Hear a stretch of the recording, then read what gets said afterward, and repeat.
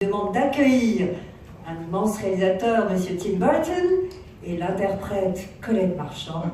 J'ai bien sûr nommé Eva Green.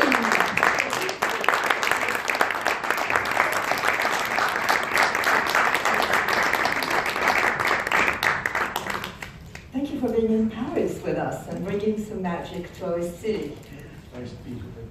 Well, of course, I mean, seeing the original animated Disney film obviously made an impact on both of you. I mean, why did Dumbo stay so long with you in your mind, in your imagination, and why do you think he's so beloved still by all the generations? Et Eva, bien sûr, le film, évidemment, va sans doute dû vous marquer aussi. Pourquoi vous a-t-il fait rêver? Pourquoi croyez-vous bien qu'il fasse encore rêver les nouvelles générations? Well, I think the reason I loved it is that, you know, the symbol of a flying elephant is just such a beautiful metaphor for the way I think a lot of people feel, you know, and it also felt like kind of a personal story for me, you know, a weird-looking character who people don't quite know what to figure out, you know, working with a big, it's like my history of Disney is like, it's been such a beautiful, long history, and so it just felt very much like close to what I've experienced in my life with them. And also it celebrates the idea you can be different, and you can, you know, people will make fun of you, be different, and yet at the same time you can use that to a beautiful advantage, like flying. Alors, en fait, c'est vrai que pour moi, le symbole de cet éléphant volant, d'abord c'est une métaphore très très belle, aussi la façon dont effectivement on peut se sentir lorsque l'on est son personnage. Et puis, pour moi, c'est aussi une histoire plus personnelle, l'histoire d'un personnage un peu peut-être étrange, qui n'a pas l'air vraiment de rentrer dans le moule en quelque sorte, que l'on a du mal vraiment à définir. Et ça ressemble aussi à notre niveau, à mon histoire personnelle avec Disney, histoire belle et longue. Donc je me suis aussi servie de cette proximité avec mon expérience. Et puis enfin, bien sûr, je célèbre comme toujours la beauté d'être différent et évidemment la beauté d'être accepté par les autres. Pour vous, Eva? En français? En français, c'est mieux.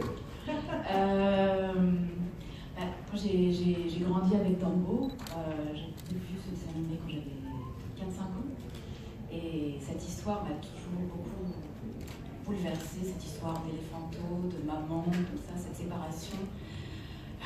C'était très, très émotionnel, enfant, et puis évidemment, je pense qu'il n'y a personne d'autre que Tim pour mettre en scène cette histoire, parce qu'il comprend les incompris. Et il apporte toujours sa poésie, sa magie, voilà. Question, oui. Hello. Dreamland made me think of Disneyland, and given your history with the studio, I was wondering if it was amusing to show the beauty, but also to burn it down. No, I mean, it's all in good fun, right? So, I mean, look, from the minute I worked at Disney, I always wanted to design a theme park. You know, it was one of the things I'd love to do. So in this movie, we got to do it. So that was, and in less time than it actually took to build the real Disneyland. So we got to experience it very quickly, and it was kind of a little dream of mine come true. Alors oui, bien sûr, question effectivement assez amusante aussi, nous on s'est amusés, mais vous savez, quand j'ai commencé aussi chez Disney, justement ce qui est intéressant, c'est que justement, je disais sur les parcs d'attractions, donc pour moi, c'était amusant et en même temps, il m'a fallu bien moins de temps pour construire mon parc d'attractions qu'il en a fallu pour construire Disneyland. Donc c'est un peu un rêve qui est devenu réalité. Alors, question pour Eva. Qu'est-ce qui vous a donné le plus de difficultés? Vaincre votre peur du vide ou prendre un accent français à la Coupe de Coupe?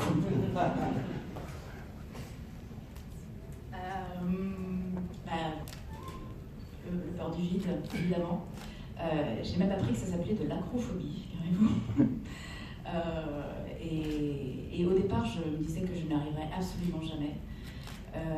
Et c'est vraiment grâce à la patience et à la passion des acrobates qui m'ont appris à faire des choses dingues là-haut que j'ai Enfin, j'ai réussi à vaincre ma peur du vide. Mais ça a demandé beaucoup de temps et beaucoup de patience et voilà, j'y suis arrivée. Question. Oui. Je voulais vous demander si vous avez lu le livre Tembo the Flying Elephant de Hélène Anderson, et si oui, est-ce que vous en êtes inspiré pour écrire le livre? J'ai aussi pour écrire le scénario et pour vous inspirer si ça vous inspire pour un film. Et pour vous, Emmanuel, est-ce que vous pouvez nous en dire plus sur le passé du personnage Colette Marchand? Et j'ai vu que c'était aussi une personne qui a vraiment existé dans la réalité. C'est une actrice, c'est une actrice française.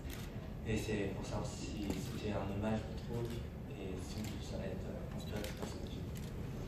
Well, two-part question for you, Tim. I mean, did you read Ellen Anderson's book, and were you inspired by the writing to imagine your world? No. No, I think, again, for me, it was more about the very simple, beautiful image. And that's what I liked about those old Disney films, is that they had these very simple messages done in these beautiful, fable-like ways. And so that was more visual inspiration than writing. Alors non, d'abord pour moi, comme je l'ai dit, ce qui m'intéressait, c'était la simplicité et la beauté de cette image. Ce que véhiculent d'ailleurs tous les anciens films Disney, ce que j'aime justement, c'est cette façon de parler comme une fable. Et ce qui est important pour moi, c'est évidemment l'inspiration visuelle. The second part of the question is so that apparently your character was inspired by I didn't know either. actress. I didn't know that either. You know. See? Well, she is French. That's true. And She is an she's an actress. actress. So, Non, mais je but savais now pas. she's also an aerialist. She learned how to do this. Voilà, et maintenant, eh bien, c'est Unbelievable. oui. Non, mais bon, d'après des Belges, je ne savais pas du tout. Honte à moi. Mais c'était, oui, c'est une, comment dire, une typique artiste de l'âge d'or d'Hollywood, un peu cinéma muet comme ça, très glamour, que Van de Veer, joué par Michael Keaton, a trouvé dans les rues de Paris. Et on a fait une superstar en la ramenant à Dreamland. Et puis, oui, c'est un bel oiseau en cage, on va dire, au début, qui va finir par, comme dans Beau s'envoler. Question. J'ai une question, même pour dire Borton. Voilà. Où êtes-vous? Alors. Voilà, levez-vous, c'est mieux. Je vous en prie. Alors la première, c'est de savoir quelle est la scène ou les scènes qu'il a préférées dans le film Dumbo. Donc, Dans l'original? non. Dans celui-ci, d'accord. Et la seconde, c'est de savoir, parce qu'il parlait de ses débuts chez Disney, bien que ça ait été longtemps le vilain petit canard de Disney, je voudrais savoir si l'adaptation, par exemple, de films un petit peu sombres comme Merlin l'Enchanteur, Blanche-Neige, voire Taram et le Chaudron Magique de Black Cauldron pourrait être envisageable si c'est éventuellement des projets qu'il aimerait adapter au cinéma comme Dumbo ou Alice. All right, so last question for you. Which scene or which scenes did you prefer filming and seeing on screen from Dumbo? Well, it's a weird movie to make because you're filming. I mean, you're working with all these amazing actors and crew and sets, and the only thing that's missing is the main character. You know, it's a very disturbing way to make a film that way. So you're really not thinking, oh, this is amazing to make, because it feels like it's a new kind of movie. You try to make it different from the original, but still keep the emotion of it. So it didn't feel like we were remaking it. It just felt we were exploring those same themes. Alors, d'abord, c'est un film effectivement assez étrange à tourner parce qu'il y a ces décors extraordinaires, ces acteurs, ces équipes, mais il manque quand même le personnage principal. Donc c'est vrai que c'était assez incroyable. Mais alors donc je me disais pas en tournant, c'est incroyable de faire ce film. Au contraire, je me disais, voilà, je veux à la fois le rendre différent, évidemment, de l'original, mais en même temps garder tout son cœur émotionnel. Donc c'était vraiment pour moi, non pas l'idée de faire un remake, mais au contraire l'idée d'une exploration différente. Oui. Une double question. Pour ma part, hi Mr. Goldman, bonjour Eva, merci d'être avec nous aujourd'hui juste ici. Alors tout d'abord, pour M. Burton, j'aurais aimé savoir s'il y avait des films de référence pour le travail de recherche qu'il a fait pour le film, notamment des films noirs, je pense à Fassbinder et tout ça qu'il a fictionné longtemps. Et pour Eva, j'aurais aimé savoir si vous aviez fait un travail de recherche autour du cinéma de Tim Burton pour, en première approche avant de travailler avec lui sur ce film. Et si oui, quelle scène ou quel film en particulier? Merci beaucoup. Two-part questions. I'll go back, by the way, to your ugly duckling question. But first, we'd like to talk about this film. For your references, I mean, the gentleman mentioned Fassbinder or noir references. Were there any filmic references in Dumbo that you... Well, they sound good, though. But I just want to say it's official. I don't make sense in any language, so whatever I say doesn't make sense in French, English, German. Well, look, I love film. I love all. So I think any kind. I never think of any direct response. Things, but I'm inspired by any movie that I grew up watching, and that's the interesting thing about Dumbo. It was different. There was something about the color palette of Dumbo and the sort of almost like noir, like lighting in some of it that we tried to. Yeah, there was a little bit of that had that inspiration. Alors c'est vrai, d'abord, il faut bien que vous sachiez que de toute façon, on ne comprend pas quelle que soit la langue que j'utilise le plus souvent. Mais c'est vrai que j'aime infiniment tous les films et tout le cinéma. Donc je n'aime pas donner de réponse directe avec des influences. Et tous les films que j'ai vus dans ma vie, dans mon enfance, m'ont inspiré. Mais dans le cas de Dumbo, je peux dire qu'il y avait quelque chose, c'est vrai, dans la palette des couleurs, dans une certaine noirceur qui, c'est vrai, m'ont inspiré. Eva, for the question for you was, I mean, did you do a lot of research into some characters from the Tim Burton's movie to become Colette? I'm not sure. Non, je connaissais plus ou moins le cinéma de Tim avant, donc je sais pas, je vois pas de personnage qui soit assez ressemblant à Colette. L'univers, peut-être, si on va absolument comparer, peut-être il y a quelque chose un peu de Pépluche, un tout petit peu. Je sais pas, mais c'est vrai que c'est difficile de comparer. Voilà. Question ici. Patrick, est-ce que justement vous avez choisi ce thème et ce film Dumbo parce qu'il est un écho aussi à toute votre œuvre? C'est-à-dire qu'on peut y retrouver Edouard aux mains d'argent, enfin tous vos personnages, la différence et tout ce qui a composé vos films jusqu'à maintenant.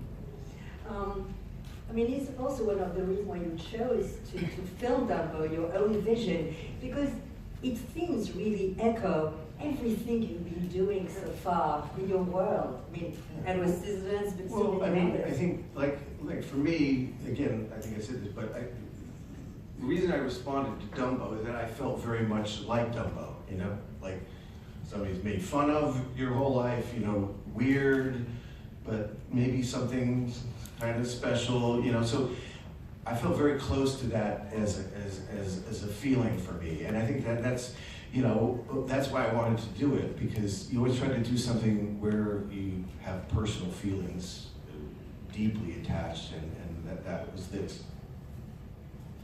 Alors c'est vrai que pour moi, la raison, comme j'ai dit tout à l'heure, la raison principale de mon attirance pour Dumbo, c'est finalement une ressemblance extrême avec qui je suis. C'est-à-dire c'est quelqu'un, à un moment, c'était un peu la risée de tous, c'est un personnage bizarre, mais en même temps, c'est un personnage particulier, spécial. Donc c'est vrai que je suis très proche de ce que représente Dumbo dans le sentiment qu'il éveille. Et c'est pourquoi je voulais le faire, et j'aime toujours faire quelque chose qui me parle et auquel je suis très attachée profondément et intimement. Hello, so my question for you, Tim. Well, if we complete the previous question, insofar as your movies are well known for the particularly universe you create that is really mysterious, kind of dark, and on the other side, Disney movies are well known for the magic, fairy tales, happy ending. So how do you succeed in combining these two words, which seem really different normally? Yeah, well, that's a good question. But if you actually look back at old Disney movies, and this is where I think it's interesting how life has changed. If you look at old Disney movies, as a child is where we first learned about, death, life, death. sadness, and you know, as children, you don't really understand his feelings, and so being presented to them in Disney movies is always a way to learn about them. So I always felt that they had those dark edges. In fact, most people, you think of Pinocchio and Dumbo and any of the Disney movies, a lot of the things that people remember are the scary parts or the sad parts. And so that was what Disney did very, very well. And so I never saw them as being different, you know, it's all together.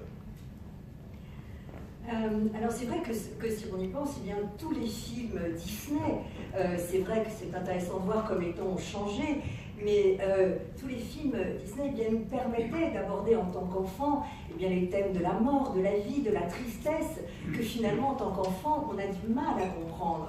Et d'ailleurs quand on pense, évidemment il y a Dumbo bien sûr, mais beaucoup de personnages, il y a Pinocchio évidemment aussi, et bien finalement, de quoi sont-ils le plus souvent? Eh bien ce sont souvent les parties qui sont les plus effrayantes ou parfois les plus tristes. Donc pour moi je ne fais pas de différence entre ce que vous évoquez, c'est la même chose. Question. Bonjour, j'ai une question pour Tim Burton. Je voulais savoir si c'était important d'inclure une dimension militante sur le fait que les animaux ne devraient pas être dans des cirques en liberté, ce qui n'était pas le cas dans le dessin animé original. Now, was it also interesting for you, like, to add a sort of activist touch that, you know, we shouldn't harm animals, etc., which obviously was not in the original? No, I know. Because, look, I mean, you know, just did a circus movie, right? And before I did, I realized I never really liked the circus. You know, I didn't like the fact that animals, especially wild animals, held in captivity. I found clowns terrifying, and the death-defying acts very terrifying. So the circus was kind of a weird kind of a place, because on one hand, on the other hand, it was a beautiful bunch of artists together and a beautiful bunch of, you know, weirdos creating something. So, what's the point? Activist, animals. So, yes, I'm glad that they don't have live animals in the circuses anymore, because it's just, I mean, you know, we didn't use anything, and we worked with horses and dogs, but no wild animals, because, yeah, for those reasons. Alors, c'est vrai que moi, bizarrement, je n'ai jamais particulièrement aimé le cirque, je n'aimais pas forcément les clowns que je trouvais terrifiants, les bêtes sauvages qui étaient en captivité, mais en même temps le cirque est cet endroit un peu étrange où se regroupent et se retrouvent des artistes hétéroclites, des gens un peu marginaux, imparfaits. Et donc ça, c'est ce qui m'attirait dans le concept du cirque. Et je suis évidemment ravie qu'il n'y ait plus de bêtes sauvages en captivité pour les cirques. Et dans mon film, eh bien, on a beaucoup utilisé, évidemment, surtout des chevaux, des chiens, mais pas d'animaux sauvages en captivité, justement. And I wanted to ask you something, because you were amid this circus, so to speak.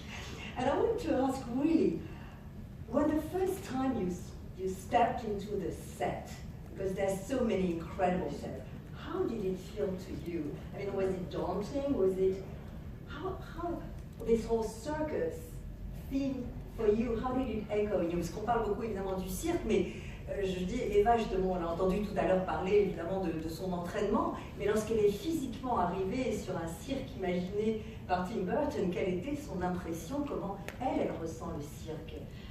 Moi, une des premières scènes que j'ai tournées, c'était quand on était tous dans la voiture et quand on rentrait dans Dreamland. Et le luxe qu'on avait, c'était qu'il n'y avait pratiquement pas d'écran vert. Et on avait les attractions, les figurants, les acrobates, et un groupe de jazz. C'était assez extraordinaire. On se pinçait tous. On avait l'impression de retourner à l'âge d'or hollywoodien comme ça. C'était grandiose. D'ailleurs, tout à l'heure, on demandait à Tim quelle était sa scène préférée. Oui, mais pour vous, en tant qu'actrice, quelle a été peut-être la scène la plus forte pour vous? Because we were asking you earlier what scene you preferred, maybe, you know. Well, but every place you look, like, not only on the set, but there were people, you know, performing all over, you know, practicing. That's what the circus people do. They're always practicing. So, you know, you turn around, there are people throwing knives or, you know, swinging. I mean, she actually learned to do the trapeze, you know, because you're kind of almost, it's that kind of environment. They're so just passionate about it, you know, kind of, you get swept up into it. Oui. Oui, c'est... Non, mais puis voilà, c'est vrai que quand elle arrivait sur le tournage, c'est partout, il y avait effectivement les scènes que l'on tournait, mais partout autour, il y avait des jongleurs, des gens qui jetaient des lanceurs de couteaux, et puis elle a quand même appris à être une grande trapéziste. Donc il y a un côté comme ça, un environnement absolument magique, et il y a de la passion dans l'air surtout. C'est ça, c'est la passion qui est très contagieuse, et que c'est vrai que je m'entraînais tous les jours dans une espèce d'une grande tente, un chapiteau, où ils vivent tous ensemble. C'est vraiment une famille. C'est vrai que c'est un peu culpeux de dire ça, mais c'est vrai. Et ils s'aident, ils s'entraînent. Vous allez avoir les clowns qui vont aider, les trapézistes. Enfin, c'est vraiment... il y a un grand soutien, il y a un amour, et puis c'est fascinant de les regarder. Hein, c'est assez impressionnant. Question. Le micro là-bas. Oui, monsieur Portal. Vous avez développé autour du personnage principal de Dumbo beaucoup de personnages avec des grands acteurs, donc Eva Green, Michael Keaton, Danny DeVito et bien sûr Colin Farrell. Est-ce que c'était compliqué de trouver un équilibre et une place pour chacun, vu leur histoire qui est très riche? Well, obviously, around Dumbo, we see lots of characters performed by incredible actors. Eva, obviously, but Michael Keaton, Colin Farrell, etc. Was it tough to find a balance so that each, given their rich history with you and all that, find their own space, timing, role? Yeah, but it's a good question because, you know, making a movie like this, which is sort of stylized, right? You have an elephant that's sort of real, but it's still kind of a fantasy thing. So with the sets and with all the actors, I tried to find, you know, like weird-looking people to kind of fit with the weird-looking elephant. So I was very lucky to work with beautiful, weird, amazing people that, you know, like every person is just like, I don't know, to me, like, because of the themes of the movie is like a weird family, I was very happy to work with, you know, like people that I love, you know, like Eva I worked with a few times, and Michael I'd worked with many years ago, and Danny, and Colin I felt like I'd known. So having that weird kind of family, kind of weird dysfunctional family feeling was very, very important to it. And the reason I love all them is because they're willing to go along on this weird trip. Alors c'est vrai, bonne question, parce que l'univers que je crée, c'est vrai, il est un peu stylisé forcément. Vous avez un éléphant par exemple qui est réel mais qui ne l'est pas vraiment, et vous avez des acteurs évidemment qui doivent interférer avec lui. Donc ce que j'aime, c'est d'avoir autour de moi des gens un peu bizarres en quelque sorte, qui vont aussi être en osmose avec un animal un peu bizarre aussi. Donc j'ai eu beaucoup de chance parce que j'ai réuni comme ça une troupe de gens extraordinaires et aussi un peu, disons, barrés. Ce serait peut-être la traduction de weird qui serait assez proche. Alors oui, le cirque, c'est une famille bizarre, c'est un monde d'abord où on est très très heureux, et moi j'étais très heureux évidemment de retrouver Michael Keaton avec qui j'ai travaillé il y a de nombreuses années, Danny DeVito bien sûr, et Colin Farrell. Bien tout de suite j'ai ressenti que finalement je le connaissais depuis toujours, et donc j'aimais l'idée que tout cela fasse un peu une famille dysfonctionnelle, ce sentiment-là, et c'était très important pour le film lui-même, et j'ai adoré évidemment que tous ces fous, etc., eh bien, soient d'accord et aillent avec moi jusqu'au bout de ma propre vision. Question. Oui, thank you both for being here today. J'ai une question pour Mademoiselle Green en l'occurrence. On parlait tout à l'heure du discours très engagé du film sur la condition animale, mais il y a un autre aspect très engagé, c'est votre personnage, Colette, qui est un personnage qui s'émancipe du contrôle d'un homme très toxique, le personnage de Michael Keaton. Et j'aurais voulu savoir si tout simplement cette dimension engagée était un critère pour vous dans le choix de vos rôles. Quand on regarde votre filmographie passée, on se rend compte que c'est un aspect souvent présent. Est-ce que c'est quelque chose qui compte pour vous? Enfin, c'est vrai que je ne choisis pas un rôle en disant il faut que ce soit féministe. Mais j'aime les femmes fortes, évidemment pas les femmes soumises. Et puis c'est des femmes qui ont un voyage, comme Colette, où il se passe quelque chose, où c'est une espèce de d'oiseau en cage qui va prendre conscience que sa vie est superficielle et ça y est, elle s'émancipe. Mais oui, des femmes fortes, des femmes complexes, des femmes qui ont du courage, oui, des femmes modernes, oui. Question ici. Question pour Tim Burton, s'il vous plaît. Faut-il voir dans Dumbo le regret d'un réalisateur qui aurait aimé partager la vie itinérante et aventureuse des gens du cirque? Should we see in Dumbo your personal regrets as director never to have shared the life of these wonderful circus players and entertainers? Should we see in Dumbo, in a way, your own regret at never having been able to join a circus? Well, again, I have joined a circus, making a movie.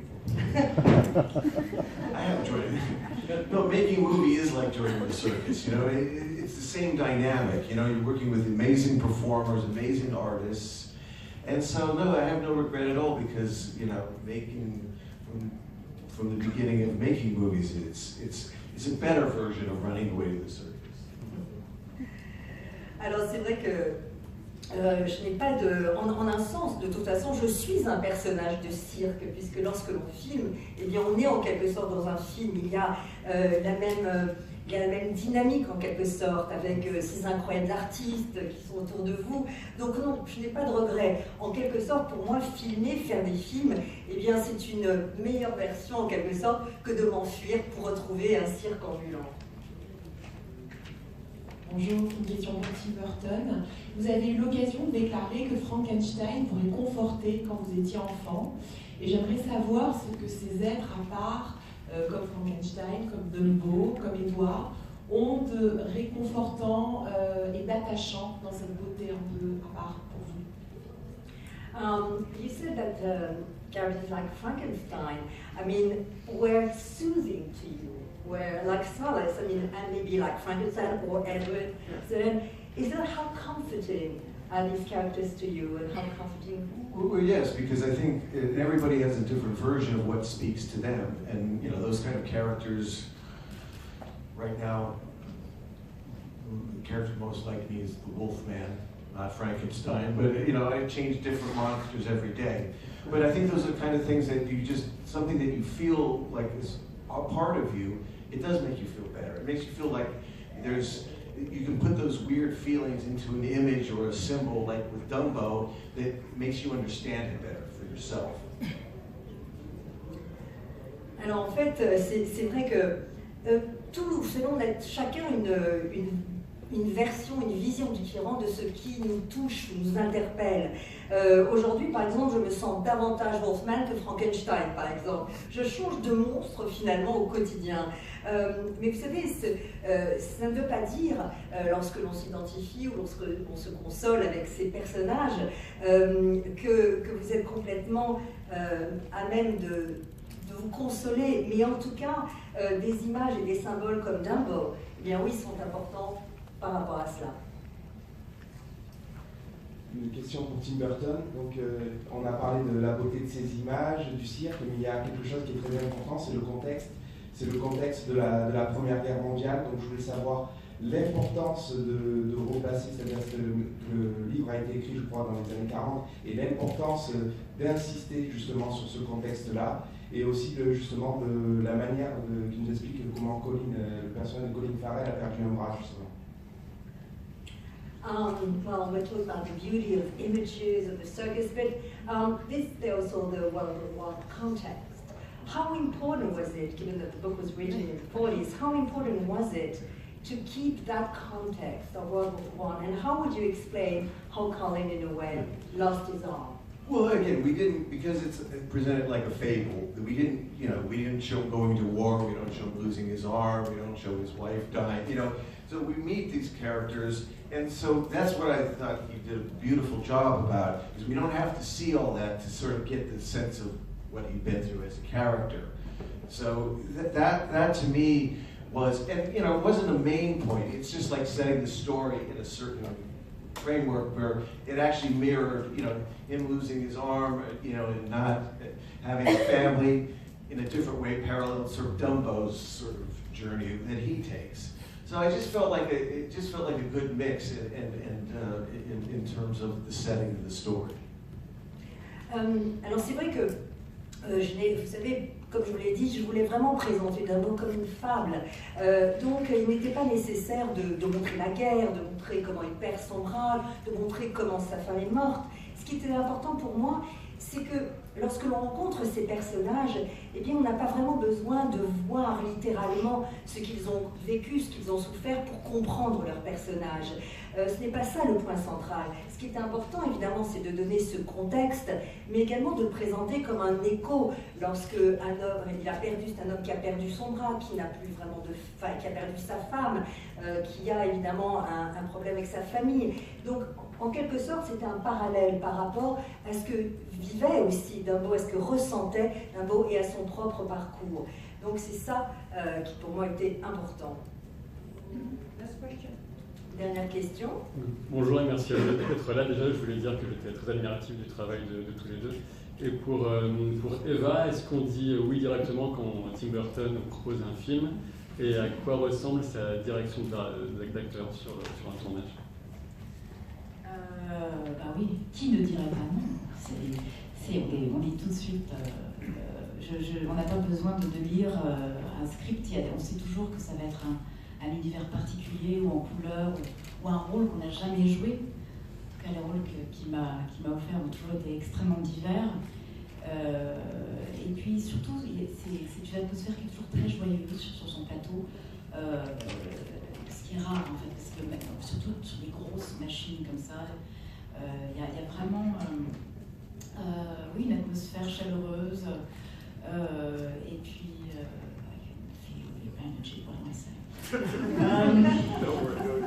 terrible things. C'est toujours embarrassant. Oui, mais c'est toujours très... C'est chaleureux, c'est une vraie famille aussi, puis ils travaillent souvent avec les mêmes gens, la même équipe, les mêmes assistants, les producteurs, et il n'y a pas de jugement, ce qui est un vrai plaisir et on est libre. On these three words, I understand by the way that Eva was also swearing in French on your set. Did you understand everything she said? I don't understand anything anybody says. Perfect. I think doesn't matter French, English. I think this is a perfect. And that's why we get along, because she knows I can't speak, and she accepts it, and so I'm very grateful. Alors voilà, c'est un merveilleuse, une collaboration merveilleuse parce que elle sait que je porte quoi, elle comprend ce que je veux dire et puis voilà. C'est ainsi que se termine cette conférence de presse.